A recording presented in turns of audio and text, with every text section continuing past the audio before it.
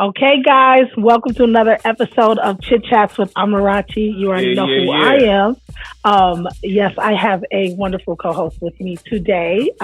This is Ugo Maduka, Got and it. how you feeling? I'm great, man. Nice to be here I bet. Nice to be here. hosting with you. Yeah, I know, right? And Good, today good. is such a good day because we have great guests on Oh, the show yeah. today. Oh my gosh. And it's like an exciting show because something great is happening. Something really The release magical. of something magical is happening today, Telling as you, well as man. our great guests. So I'm going to just hop right into it. We have two wonderful guests today on this show. We have Nabate Isles. He's a Grammy winning trumpeter. His debut album, Eclectic Excursions, debuted at the top 50 in the Jazz Week. And we also have entrepreneur, producer, entertainer, and CEO and founder of the Avant Garde Yeah. Entertainment Group, Niles Phillips, with us as well. Woohoo! Welcome to the show, guys. Oh, thank you for They having are us. are debuting their tribute Wow. to our own Chadwick Chadwick Boseman. Boseman, T'Challa, for their new. He has Wakanda for life. You already Wakanda know. for That's life, why rest I'm in here, peace. man. Yes, and they put out a great song Uh, called Superhero, which I'm sure the audience can hear playing in the background Wanna- already. you But wanna we want turn to it talk. up? We want to talk Turn about it that up. song, but let me just jam it for a second. Oh man. Woo! I'm so glad that you guys can come on and talk about this great song, ode to Chadwick Boseman, called Superhero. Um, Man, first of all, the song is dope. I love the lyrics, the lyrical content. I love the trumpet solo that you came through at the end to make us feel it in our soul. Man, I'm excited, and I know that Chadwick has his project dropping today on Netflix. And this is just a great time to put a song out like that. How did you guys, come up with the concept and decide to dedicate a song to Chadwick Boseman? So when Chadwick Boseman passed away, it really hit me deeply because he's always been a role model to me. Just the way that he carried himself, what he decided to do with his career, the different people that he played. He was educating us on our people. And plus his name is Chadwick. And there wasn't a lot hmm of brothers around the way named Chadwick. hmm My name is Chadwick as well. So when he Oh, Mm-hmm. passed, wow. I went right to the pen and the pad and Oh man. created a 16 bar verse just speaking about how I felt. Put it out there. It got a great response. Mm, And then Nabate hit me up mm. and was like, let's do it. Wow. Yeah. Yeah. So All right. so Nabate, so it was more Niles that brought you into this, or you guys kind of collabed together, or you Yeah, heard the song and you. yeah. I contacted Niles when I heard the verse and everything, and also too, I felt it was important because I have a connection to Chadwick Boseman, dating to Anderson, South Carolina. That's his Mm, hometown. My grandmother wow. and my cousin were born and raised there, so I have family there, and so my cousin lives there and knew Chadwick since he was a kid, a little child. Wow. So Wow. she Wow. So Wow. it's a only long right. time. Yeah, and I got to meet him at the Blue Note, which is because he's a big music fan. He played African drums, he played percussion, djembe, congas, and everything. And met him at the Blue Note at a show. And when I mentioned my cousin, it floored him. He was like, Wow. "Wow," like he. Wow. Wow. Just, and it was really good to talk with him, and I had the honor to take a picture with him. I had the honor to meet him, for Oh Wow. sure, and man. have a conversation with him. It was really Have a great. conversation. So What this a is great really memory. really Yes, personal for you both. Like this yes, is Mm-hmm. not indeed, yes, just indeed. one of those things doing showbiz. This is really personal. You Hmm. And guys one out of Ugo and class. Amarachi, to add on to that, when he passed away, my family in New York put up pictures with him. And then they Wow. said Mm, how he went to church with them. They was at the same church for Wow. like 6 years.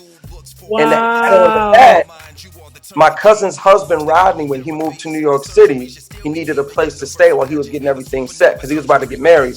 He lived with Chadwick Boseman for 2 months. Wow. Wow. Chadwick So opened Yeah. up a place for him to live in, and oh, while he was he in New theater York, and shows this at was that church. Yes, so it's real. It's wow. personal with me and with Yeah. Nabate from a lot of different. Man. No.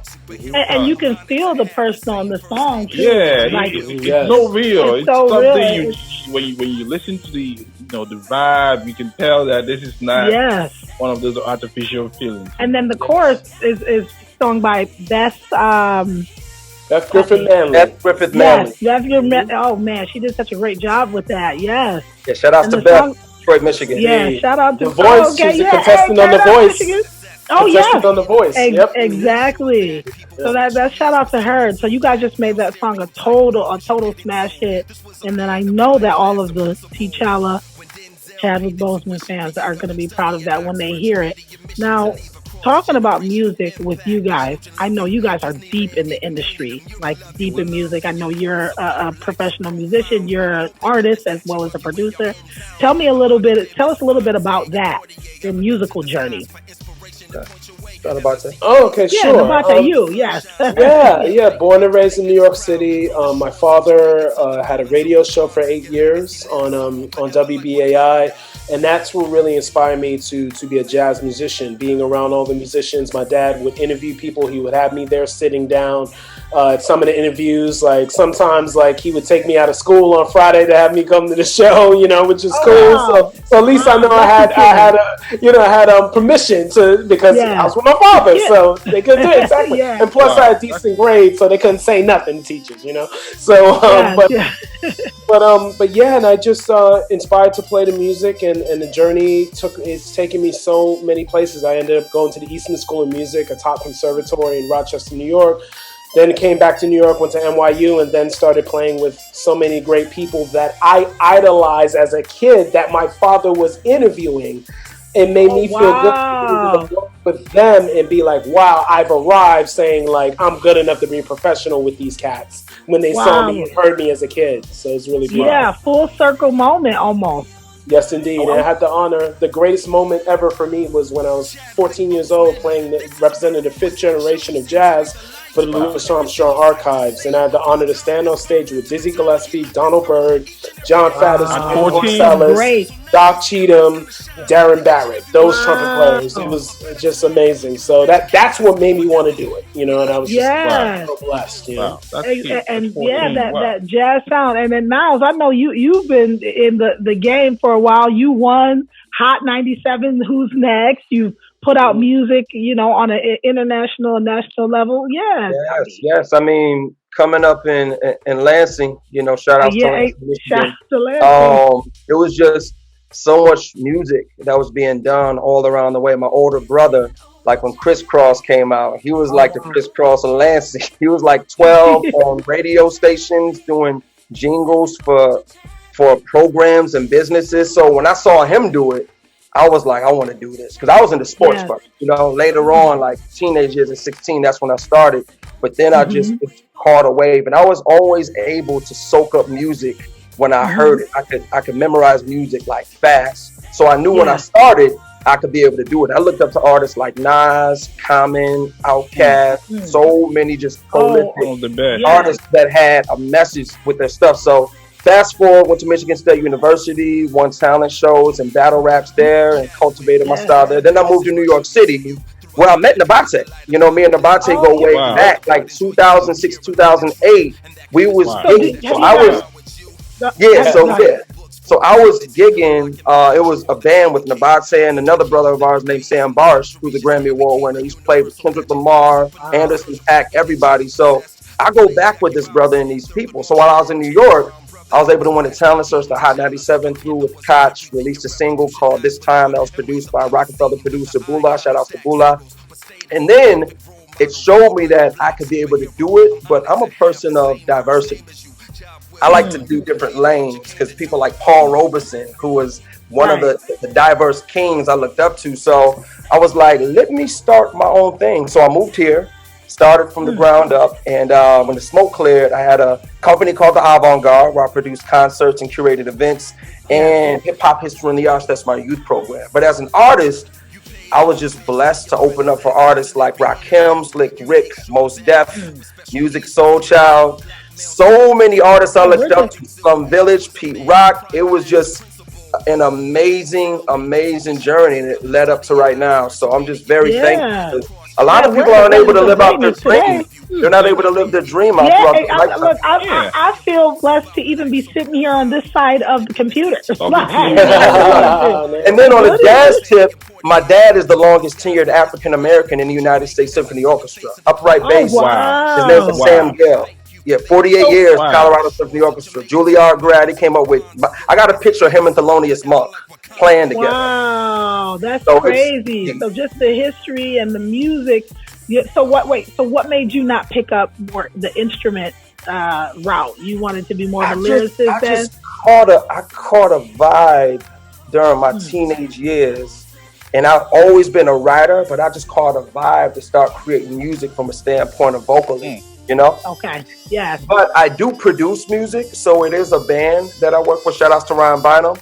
And we're starting a songwriting company where I'm able to hear all the sounds of my mind and tell him what to play. So that's the next chapter. Well, see, the music still runs in the family, even for you, Nabate. Your dad was the one that kind of, put you in the direction of music. Yeah. Yes, indeed. And yes, you indeed. followed it. And then Yes, in the indeed. same way, now same thing. You kind of followed it, but in a different path. Yes, right. Yep. Yeah. I have a question from Nabate. Growing up, right, I had a couple of friends who played the trumpet. Yes. And we really did. Personally, I'm not gonna lie. I really did not think there was. I enjoyed the trumpet, right? But I never thought it was something that people would, come out to start celebrating. I believe you took the line of jazz music, and back in the 80s, it wasn't really all that popular. My question to you is, what actually made you develop that interest in? I mean, every other person want to go on the guitar. Every other person want to play the piano or the keyboard. Why did you choose the trumpet? What made you love the trumpet? Well, that's a great question. And it's funny. Like Wynton Marsalis was the star in the '80s. Like he was like all on television at the time, and I grew up seeing he was the first person to win a Grammy for jazz and classical in the same year. Like he was and it was such a dream. Like how I was able to take a lesson with Wynton at like 14 myself. After we met at the Louis Armstrong Archives, and everything. And he lived right near LaGuardia Music and Art High School, LaGuardia High School of Music and Art Performing Arts, where I went. So I got to take lessons with him, and that influenced me, and because he was the big name, but also, hearing Miles, Clifford Brown, and Pops, Louis Armstrong, like those were the three main people, and the records that my father had. Hearing those people, like the trumpet's a majestic instrument. It's very regal, and it's a biblical instrument. Gabriel, just like Chadwick Boseman. That's why Chadwick Boseman said in Ma Rainey's Black Bottom. He said, they should have called me Gabriel. My daddy should have called me Gabriel. and that's out today. We got to check that out, man. That's gonna be Ma Rainey Black Bottom. Yes. And then that's the part that we're going to have to check out for the movie for today. Yes, and now, he is... I was going to say, now, are you guys planning on doing some music together? I know everybody has new projects going on. Are you guys planning on doing more music together, or like a collaborative album of hip hop and jazz? Wow, I mean, I hope so. I mean, I know Niles is out in Minnesota and Minneapolis. I'm in New York, so we'll see if we can make it. Especially with this pandemic, though, it's real tough, and everything. Before we did it through. Yeah, that's how we did it. Like with Beth's vocals, with Niles' vocals, with my track, and with my trumpet, we were able to all put it together. But for album, we have to be face to face for that, for sure. That's true. Yeah. I have a question for Niles. So, the song Superhero, right? You already explained that Chadwick Boseman, person out for the book. But I would understand, what would you want the people who are going to receive this music? Something you can rock to, something you can reminisce on, something you can actually meditate on. What would you want your audience, the people who are going to be listening to this music, what would you want them to take out of this music? Because I believe that they say a man dies twice. The day he actually dies and the last time his name is mentioned. Based off of that, I want to know, what would you like your audience to receive with this music every time? Well, music is an expression of life, and when I wrote this record, it came from a very, very deep place, a very deep respect for who Chadwick Boseman is, the way that he carried himself. When he was in interviews, he was always selfless. He spoke about his predecessors, like very, very humble. To me, is the most humble icon to ever exist. As big as he was, look at how big Black Panther was. Right. But during his interviews, he'd speak about kids who have ailments who he was going to visit. During interviews about the movie, that just shows how much he understood what his power was for. He used it for good. And humility to me is always a powerful thing because it stretches all throughout the world when you use it the right way. And it really uplifts people. So when people hear this song, I want them to, number one, feel the sincerity in the words that I said, because that came from like a real place. That was just me speaking my mind about how I feel about this brother. Along with that, really listen to what the lyrics are saying. You know, one thing in Hollywood, you know, a lot of people sell out, you know, like to the first situation that comes their way, you know. And if it was a movie role that was a stereotypical role of Black men, he didn't take it, no matter how much it costed, you know. And that's something that resonates with me. Like anything that's outside of my avenue of what I'm trying to build or the legacy I'm trying to create that represents myself, my family, and my people, it has to be on the right side of history, not on the wrong side of history. And so I respected Chadwick Boseman for all of these things. So when people hear the record, I want them to feel that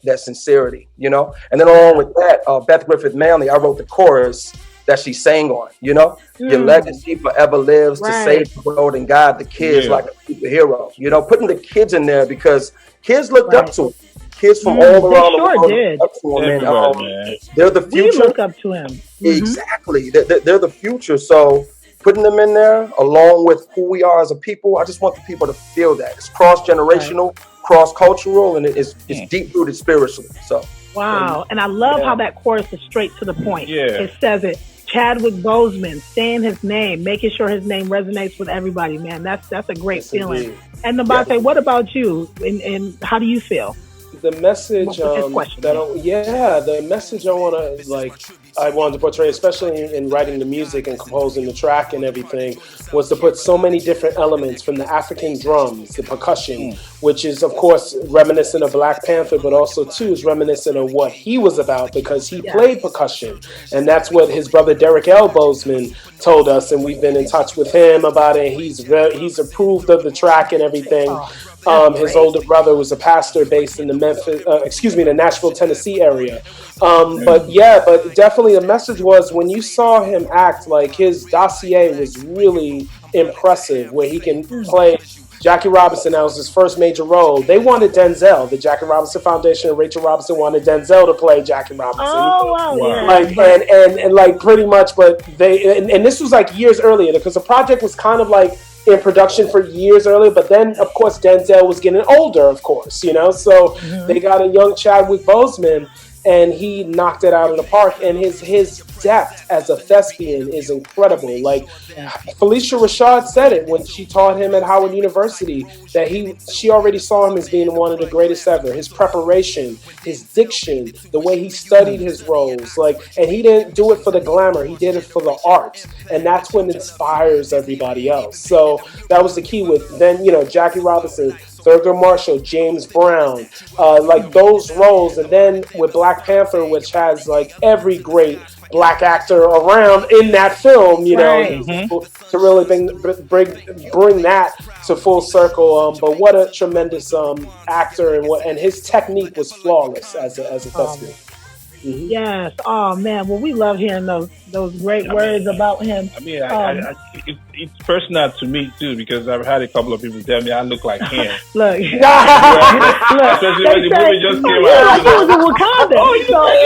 Really, tell me about it. So it was also personal for me when Chadwick was gone. You know, I felt bad. I'm like, it was tough. Just when he just started, you know. Yeah. And I know tougher for people that actually knew him and spent time with him, or you know, his work and know him. But man, thank you guys so much for coming and chatting with us about this project and the new song, Superhero, and Ode to Chadwick Boseman. It is on all streaming platforms now, of course. And also, just to put a plug in for Chadwick Boseman, his new movie on Netflix now, Bottom Row. Ma Rainey's Black Bottom. Black Bottom. Excuse me. Yes. and be sure to check that out. But thank you guys so much for stopping by, Nabate and Niles. Yes. And yeah, Yo, look out for these guys, man. This is the next Billboard. is one of the next big thing waiting to happen, man. Yeah, it's a matter of time. Are definitely going to the top, man. Yeah, it's a privilege for me talking to you today. I'm going to take a picture of this moment, hang it up in our family wall, because I mean, both of you are going places, definitely. You want to turn up that sound so let me turn it up a little bit. Okay. All right, guys. Well, you have a wonderful day. And then until next time, stay blessed. Yeah. Happy holidays. Chadwick Boseman. Thanks for coming on, Jenny, man. Happy New Year and holidays to y'all. I'm saying that already. You too. Thank you.